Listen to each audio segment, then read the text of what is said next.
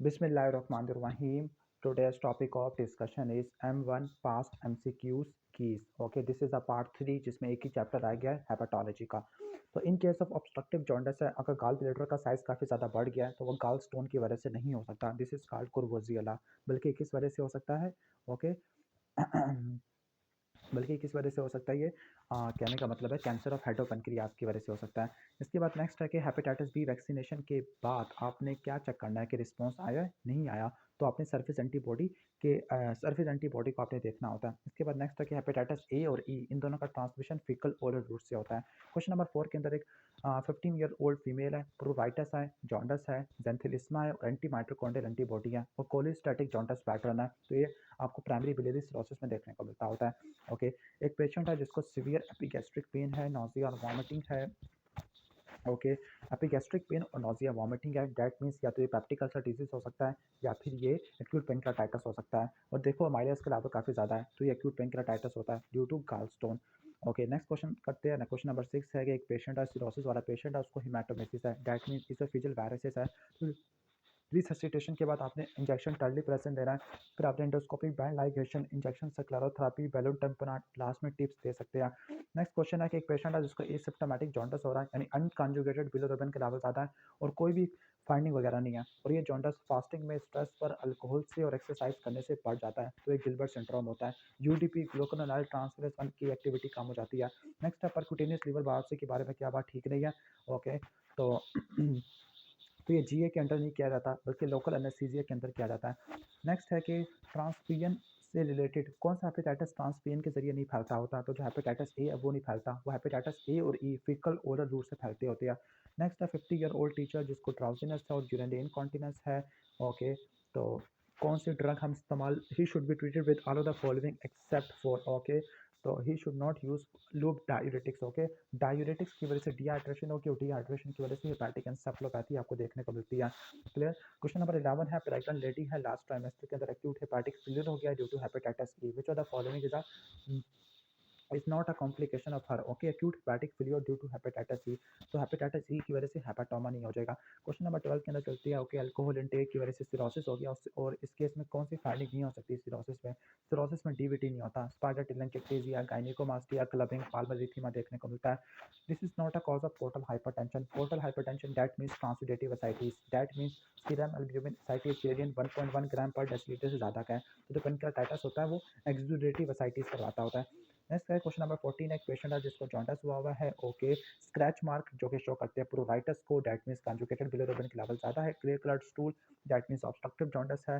Right hypochondrium में mess है, globular है, तो ये कैंसर ऑफ हेडोपेनक्रियास होता है। क्वेश्चन नंबर 15 के अंदर एक पेशेंट जो कि अल्कोहल ले रहा था, एब्डोमिनल स्वेलिंग है और जीआई ब्लीडिंग भी है। जीआई ब्लीडिंग है अल्कोहल वाले पेशेंट में, डेट मीन्स सिरोसिस की वजह से इसोफेजियल वायरसिस हो गया है। तो अल्कोहलिक इटियोलॉजी के लिए कौन सा साइन इंपॉर्टेंट होता है? यहाँ पे इसमें लिखा हुआ कैपेट बडोसी, कैपेट बडोसी नहीं होता बल्कि डिपाइट्रन कॉन्ट्रैक्शन और पैरोटिड ग्लैंड की इन्लार्जमेंट होती है। नेक्स्ट क्वेश्चन है, एक पेशेंट है जिसको जॉन्डिस है फॉर द लास्ट 6 मंथ है, बिलिरुबिन का लेवल काफ़ी ज़्यादा है। ओके, और हेपेटाइटिस सी पॉजिटिव है, तो कौन सी ड्रग होती है जिसको इरेडिकेट कर देती है? तो रिबाविरिन, इंटरफेरॉन अल्फा, और आपको पता है कि डायरेक्ट एक्टिंग एंटी रिट्रोवायलेंट ड्रग है जिसमें बोसिप्राविर है, टेलाप्राविर है, सोफोस्बुविर है, डेक्लाटेस्विर है, ये ड्रग आ जाती है। क्वेश्चन नंबर 17 के अंदर ओरोफिकल रूट या faecal oral route hepatitis A और ई के लिए होता है। क्वेश्चन नंबर 18 के अंदर आ जाते हैं, non alcoholic fatty liver disease क्या होता है? सिरोसिस करवा सकता होता है, क्रिप्टोजेनिक सिरोसिस करवाता है। ये एसोसिएटेड होता है मेटाबॉलिक सिंड्रोम के साथ। मेटाबॉलिक सिंड्रोम में सेंट्रल ओबेसिटी होता है, और क्या होता है? सेंट्रल ओबेसिटी या हाइपरटेंशन है, इंसुलिन की रेजिस्टेंस होती है, टैग का लेवल ज़्यादा होता है और एचडीएल का लेवल कम होता है। एसबीपी कॉम्प्लिकेशन होती है, सिरोसिस की होती है। ओके, कोर्स स्लैपिंग ट्रेमर एस्टेरेक्सिस होता है, हेपेटिक एन्सेफलोपैथी में देखने को मिलती है। इलेक्ट्रोलोस क्या करती है? क्लोन के पीएच को कम कर देती है और अमोनिया की रीअब्जॉर्प्शन को इनहिबिट कर देती है। एंटी माइटोकॉन्ड्रियल एंटीबॉडी आपको देखने को मिलती है प्राइमरी बिलियरी सिरोसिस के अंदर। एक्यूट पेनक्रेटाइटिस में सीरम अमाइलेज लेवल आपने 24 आवर्स में कराने हैं, जबकि लाइपेज लेवल आप 3 to 4 डेज में कराते होते हैं। क्वेश्चन नंबर 24 है, एक पेशेंट है जिसको हेपेटाइटिस सी है, हेपेटाइटिस सी की वजह से लिवर सिरोसिस हो गया, उसको डायरिया हुआ, डायरिया के बाद ओलिगोयूरिया हो गया, लेकिन क्रिएटिनिन नॉर्मल है, दैट मींस उसको हेपेटोरीनल सिंड्रोम हो गया। तो ट्रीटमेंट में यहाँ पे सोमैटोस्टैटिन लिखा हुआ, I think the best treatment should be terlipressin. Next है क्वेश्चन नंबर 25 है, एक पेशेंट है जिसको हेपेटाइटिस सी है फॉर द लास्ट 15 ईयर्स है, उसको हेमाटोमेसिस और मिलीना होना शुरू हो गया है। ओके, और पाल्मर एरिथीमा और स्पाइडर निवाई भी है। इन शॉर्ट इसोफेजियल वायरसेस है, तो इसकी सेकेंडरी प्रिवेंशन के लिए प्रोपेनोलोल बीटा ब्लॉकर इस्तेमाल करते होते हैं। नेक्स्ट है एब्डोमिनल पेन है, फीवर है, एसाइटिस वाला पेशेंट है। ओके, डायग्नोस्टिक एसाइटिस टैप किया तो इसमें प्रोटीन का कंटेंट ज़्यादा है, डब्ल्यूबीसी भी ज़्यादा है, 500 से ज़्यादा डब्ल्यूबीसी, न्यूट्रोफिल 250 से ज़्यादा होना चाहिए, ईक्वलाई का कल्चर पॉजिटिव होना चाहिए और टर्बिक फ्लूइड होना चाहिए, तो आपको एसपीपी में देखने को मिलता है। क्वेश्चन नंबर 27 में हाई ग्रेड फीवर है, pain right quadrant of liver है। ओके, लीवर का साइज काफ़ी बढ़ गया और लीवर में एब्सेस देखने को मिल रही है, तो ट्रीटमेंट क्या होता है? ड्रेनेज करोगे, जो मटीरियल होगा उसकी कल्चर सेंसिटिविटी करोगे और फिर एंटीबायोटिक स्टार्ट करोगे।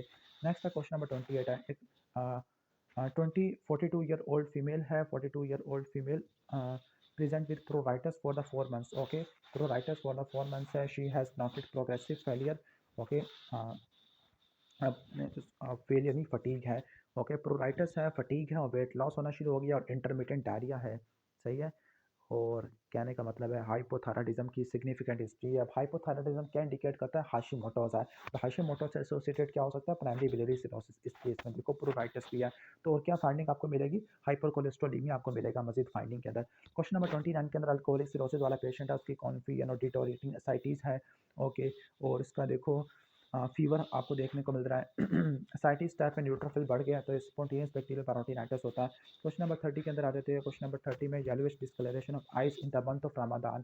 फास्टिंग में, एक्सरसाइज में, स्ट्रेस में और अल्कोहल से आपको गिलबर्ट सिंड्रोम होता है। अगर अनकंजुगेटेड हाइपरबिलिरुबिnemia फास्टिंग की वजह से होता है तो उसको गिलबर्ट सिंड्रोम कहते हैं। Okay, 3 months of three episodes of haematemesis और मलीना है ओवर द लास्ट 12 ईयर्स है और वो CLD का डायग्नोस्ट केस है। ठीक है, और इसोफेजियल वायरसेस है। इसोफेजियल वायरसेस के लिए जो ट्रीटमेंट और चॉइस क्या होता है? एंडोस्कोपिक बैंड लाइगेशन होती है। नेक्स्ट हम आगे चलते हैं। Involuntary jerky semi purposeless movement of hand and legs है और लीवर डिजीज़ है। ये तो कोरिया है, तो कोरिया के साथ लीवर की इन्वॉल्वमेंट है, डेट मीन से विल्सन डिजीज़ होता है। ओके, और विल्सन डिजीज़ की क्या कॉम्प्लिकेशन है? यहाँ पे कोई और सही ऑप्शन बन भी नहीं रहा, तो आप ऑस्टियोपोरोसिस लिख सकते हो। नेक्स्ट एक पेशेंट हाई ग्रेड फीवर है, पेन राइट हाइपोकॉन्ड्रियम है, इनलार्ज टेंडर लीवर है। One second drainage culture sensitivity है, तो MCQ रिपीट हो रहा है। Fever, vomiting, loss of appetite है, राइट हाइपोकॉन्ड्रियम में पेन है और उसको जॉन्डस है, पाल्पेबल टेंडर लीवर है, ALT हज़ारों में गए हुए हैं, डेट मीन से एक्यूट लीवर फेलियर हो रहा है, एक्यूट हेपेटाइटिस है। Following other complication of portal hypertension except iron deficiency रीमा पोर्टल हाइपरटेंशन की वजह से नहीं देखने को मिलता। क्वेश्चन नंबर 37 है, 36 है, एक फीमेल है जिसको फटीग है, प्रोवाइटस है, अल्कलाइन फॉस्फेटेस के लेवल काफ़ी ज़्यादा है, तो ये प्राइमरी बिलियरी सिरोसिस हो सकता है। लास्ट ट्राइमेस्टर के अंदर हाइपरटेंशन, प्रोटीन यूरिया और फ्लूइड की रिटेंशन है। हाइपरटेंशन और प्रोटीन यूरिया क्या इंडिकेट करता है? प्री क्लैम्सिया को इंडिकेट करता है। क्लियर। और अल्कलाइन फॉस्फेटेस 120 है और फ्रेगमेंटेड आरबीसीज है और डी डायमर भी रेस्ट हो गया, तो एक्यूट फैटी लिवर और प्रेगनेंसी में आपको देखने को मिलते हैं। हेल्थ सिंड्रोम क्यों नहीं हो सकता? क्योंकि प्लेटलेट्स का लेवल नॉर्मल है। अगर कम देता तो फिर हम हेल्थ सिंड्रोम लिख देते हैं। Haemolysis plus elevated liver enzyme plus low platelet है। एक पेशेंट है जिसको अल्कोहलिक लिवर डिजीज हुआ और इसको इसोफेजियल वायरसेस होना शुरू हो गया। इसकी प्रोफाइलैक्सिस के लिए प्रोपेनोलोल इस्तेमाल करते होते हैं। ओके, ठीक है। इसके बाद एक नेक्स्ट एक पेशेंट अनवेल अनवेल है। ओके, अच्छा, कौन सा sign, clinical sign alcoholic liver disease का नहीं होता? ओके, अल्कोहलिक लिवर डिजीज़ का क्वाइलोनिकिया नहीं होता। क्वाइलोनिकिया तो आपको आयरन डेफिशिएंसी एनीमिया में देखने को मिलता है। हेपेटोसेलुलर कार्सिनोमा में अल्फा फीटोप्रोटीन के लेवल ज़्यादा होता है। नेक्स्ट है क्रोनिक पेनक्रेटाइटिस में इन्वेस्टिगेशन और चॉइस ERCP होता है एक्यूट में और पेनक्रेटिक सूडोसिस में कॉन्ट्रास्ट बिना CT स्कैन करते हैं। जेंथिलिस्मा है, प्रोराइटस है, फीमेल है, प्राइमरी बिलियरी सिरोसिस होता है, एंटी माइटोकॉन्ड्रियल एंटीबॉडी होती है। Pain right hypochondrium, jaundice fever, Charcot triad है, असेंडिंग कोलिंजाइटिस में देखने को मिलता है। असेंडिंग कोलिंजाइटिस की वजह से पायोजेनिक लिवर एक्सेस हो जाता है। अगर कोई पेशेंट हीमोडायनेमिकली स्टेबल है, टर्लीप्रेसिन अप्लाई करने के बाद, तो आप बैंड लाइगेशन वगैरह कर लोगे। फार्माकोलॉजिकल के बाद बैंड लाइगेशन है। क्लियर। इसके बाद सस्पेक्टेड लिवर डिजीज़ है, कोई भी अगर फाइब्रोसिस वाला डिजीज़ है या सिरोसिस वाला डिजीज़ है, लिवर की बायोप्सी करनी है। Increase unconjugated bilirubin Gilbert syndrome में देखने को मिलती है। इसके अलावा क्लिगर नजर सिंड्रोम में या हिमोलिसिस में होती है। SBP के अंदर प्रोटीन ज़्यादा, WBC ज़्यादा, WBC 500 से ज़्यादा, न्यूट्रोफिल 250 से ज़्यादा।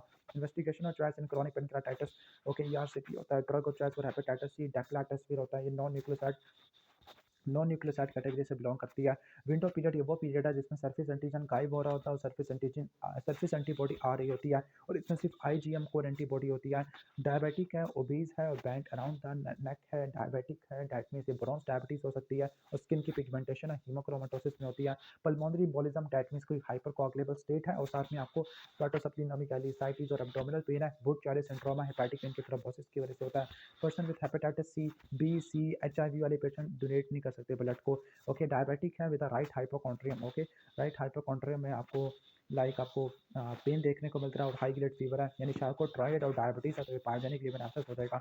Okay, best investigation for alcoholic है, वेट लॉस है, एसाइटिस और हेपाटोमेगाली है। ओके, यानी सिरोसिस वाले पेशेंट में आपने एंडोस्कोपिक बायोप्सी अपनी करनी होती है। जेंथिलिस्मा प्रोराइटस है, प्राइमरी बिलियरी सिरोसिस में एंटी माइटोकॉन्ड्रियल एंटीबॉडी ज़्यादा होती है। पेरिटोनियल फ्लूइड में न्यूट्रोफिल 250 से ऊपर है, प्रोटीन ज़्यादा है तो एसबीपी आ जाएगा। हेपेटाइटिस बी में core antibody, surface antigen, surface antibody करा लोगे। सीरम लाइपेस एक्यूट पेंक्रेटाइटिस में ज़्यादा अच्छा होता है। ओके, ई एंटीजन आपकी इन्फेक्टिविटी को शो करता होता है। मिडिल एज फीमेल है, प्रोराइटस हो तो प्राइमरी बिलियरी सिरोसिस हो जाएगा। पेशेंट विद हेपेटिक सिरोसिस है, यूरिन आउटपुट कम हो गया तो हेपेटोरेनल सिंड्रोम हो जाएगा। Diagnostic investigation for autoimmune hepatitis, तो आप एएनए, आस्मा, एंटी एल्कियम और एंटी एसएलए करा लेते हैं। Rest EST with neurological deficit. Okay, ये आपको विल्सन में देखने को मिलते हैं। अल्कोहलिक है, लेफ्ट अपर क्वाड्रेंट में पेन हो रहा है, नॉसिया वॉमिटिंग है, एक्यूट पेंक्रेटाइटिस में पॉसिबल होता है। ओके, एलएफटी डिरेंज है और कोरियोएथिटोसिस देखने को मिल रही है तो ये विल्सन डिजीज होता है। हेमाटोलॉजिकल डिजीज है, ऑब्स्ट्रक्शन ड्यू टू कैंसर है या सीओसी है, इन सब की वजह से बुट चारी सिंड्रोम हो जाएगा। हेपेटिक वेन की थ्रोम्बोसिस होती है। प्रोटीन कंटेंट 0.8 है। Okay, transudative type of pleural effusion due to liver cirrhosis. Okay, ऐसे लिवर सिरोसिस में ट्रांसुडेटिव प्लूरल फियन होती है, लेकिन प्रोटीन कंटेंट अगर 0.8 ये थोड़ा मैच नहीं करता। लाइट्स क्राइटेरिया अगर अप्लाई करते हैं ना, तो अगर आप रेशियो भी लेते हो तो 0.6 से कम होनी चाहिए। ओके, इसके बाद नेक्स्ट हम आगे चलते होते हैं वर्स्ट प्रोग्नोसिस ऑफ पेंक्रेटाइटिस। तो अगर पेंक्रेटिक नेक्रोसिस होती है, मल्टी ऑर्गन सिस्टमिक फेलियर है तो ये वर्स्ट प्रोग्नोसिस होता है। Increase unconjugated bilirubin Gilbert syndrome में होता है। Okay, to the history of jaundice है, फीकल और रूट से पहला हेपेटाइटिस ई है तो आपने आईजीएम करानी है एक्यूट में, और रिकवरी में आईजीजी होती है। Late stage of primary biliary cirrhosis, primary biliary cirrhosis की वजह से ऑब्स्ट्रक्टिव जॉन्डिस और सिरोसिस हो जाती है। Complication of non alcoholic fatty liver disease, cryptogenic cirrhosis करवा देती है। Control of bleeding and oesophageal varices. Okay, bleeding को कंट्रोल करने के लिए आप एंडोस्कोपिक बैंड लाइगेशन और प्रोफाइलेक्सिस के लिए बीटा ब्लॉकर है। फीमेल है, जेंथिलिस्मा, फटीग और प्रोराइटस है, प्राइमरी बिलियरी सिरोसिस में देखने को मिलता है। Anti mitochondrial antibody okay positive है प्राइमरी बिलियरी सिरोसिस में। कंफर्मेशन के लिए लीवर बायोप्सी करा लोगे। हेपाटोसेलुलर कार्सिनोमा और फेरेटिन का लेवल ज़्यादा है, फेरेटिन का लेवल ज़्यादा हीमोक्रोमेटोसिस में होता है और इसकी वजह से कैंसर भी हो जाता है। Charcot triad fever, jaundice, abdominal pain, acute cholangitis में देखने को मिलता है। Clear. Investigation in case of vomiting and pain after cholecystitis. Cholecystitis gall bladder की वजह से, गॉल ब्लैडर में कुछ स्टोन था उसकी वजह से एक्यूट पेंक्रेटाइटिस हो जाएगा तो आपने लाइपेस कराना होता है। वीनस ओक्लेगन हेपेटिक वेन की थ्रोम्बोसिस है, एसाइटिस, सप्लीनोमेगाली और राइट हाइपोकॉन्ड्रियम में पेन है तो बुट चाइल्ड सिंड्रोम भी होता है। Okay, positive smooth muscle antibody. Okay, anti smooth muscle antibody autoimmune hepatitis में देखने को मिलती है। आपने एलएफटीज करानी होती है। हेपेटिक एन्सेफलोपैथी में ओरल लैक्टोलॉस नहीं दोगे अगर पेशेंट ओरली इसको एब्जॉर्ब नहीं कर सकता। हेपेटाइटिस बी का सुपर इन्फेक्शन हो सकता है हेपेटाइटिस डी के साथ, या को इन्फेक्शन भी हो सकता है। लीस्ट हेपाटोटॉक्सिक ड्रग एटीटी में इथेम्ब्यूटोल होती है। Haematemesis in pregnancy.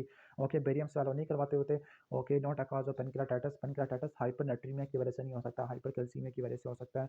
क्लियर। इसके बाद नेक्स्ट हम आगे चलते होते हैं डायबिटिक पेशेंट है with a tender liver and high grade fever, pyogenic liver abscess आ जाएगा, यानी डायबिटीज प्लस शार्कोट्रायड है। क्लियर। एसाइटिक फ्लूइड आपको ट्रांसुडेटिव में देखने को मिलता है, लाइक सिरोसिस में देखने को मिलता है। ओरोफिकल रूट ऑफ ट्रांसमिशन और बच्चों में ज़्यादा कॉमन होता है ड्यू टू ओवर क्राउडिंग और सैनिटेशन, तो हेपेटाइटिस ए और ई होता है। ई ज़्यादा प्रेगनेंसी में होता है। मिडिल एज लेडी है, प्रोराइटस है, जेंथिलिस्मा है, एलएफटी रेंज हो गया, तो प्राइमरी बिलियरी सिरोसिस होता है। एंटी माइटोकॉन्ड्रियल एंटीबॉडी ज़्यादा होती है। कॉम्प्लिकेशन में हाइपर कोलेस्ट्रॉलेमिया होता है। अस्थमा आपको ऑटोइम्यून हेपेटाइटिस में देखने को मिलती है।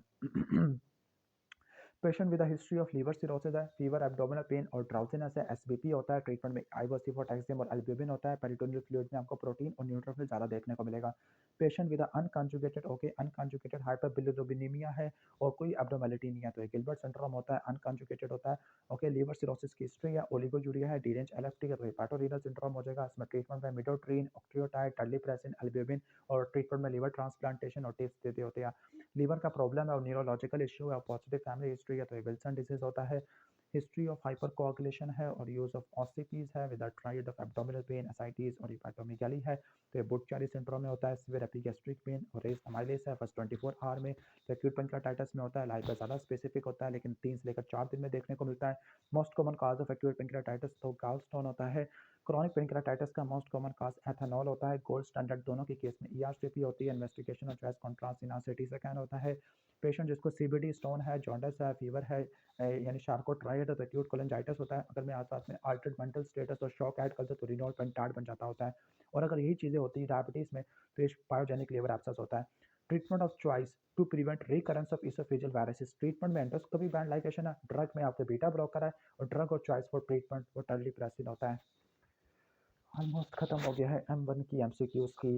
अब मैंने तीनों पार्ट्स के अंदर पूरी कोशिश की है मैं आहिस्ता-आहिस्ता बोलूँ ताकि आपको अच्छे से समझ आ जाए और ज़्यादा एक्सप्लेनेशन मैं नहीं दे सका हर एक पॉइंट की क्योंकि वीडियो लंबी हो जाती, मोबाइल में स्पेस ख़त्म हो जाती और मेरा गला बैठना शुरू हो गया है। तो once again okay huge bundle of thanks, शुक्रिया, जज़ाकल्लाह जो भी वीडियो देख रहे हैं, चैनल को सपोर्ट कर रहे हैं।